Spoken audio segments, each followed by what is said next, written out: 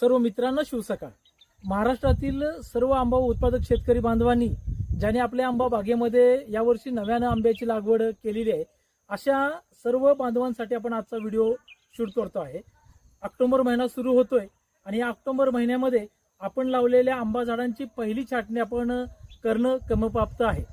छाटणी करण्यामागचा जो प्रमुख हेतू आहे तो या ठिकाणी झाडाचं शाकीय व्यवस्थापन वाढवणं हा असतो आणि म्हणूनच या ठिकाणी आपण आपल्या बागेमध्ये असणं लावलेल्या नवीन झाडांची या ठिकाणी छाटणी करणं गरजेचे आहे.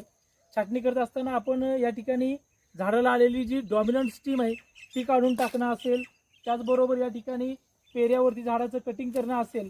जर ह्या गोष्टी जर आपण केल्या तर नक्कीच झाडाची चांगली वाढ होत असते. आणि प्रामुख्याने या शॉर्ट व्हिडिओमध्ये मी आवर्जून सांगेन की ऑक्टोबर महिन्यामध्ये एक आणि मार्च महिन्यामध्ये एक अशा 2 छाटण्या आपण या ठिकाणी आता करून घ्यायला हरकत नाही. त्याचबरोबर या ठिकाणी खोडकिडीपासून झाडाचं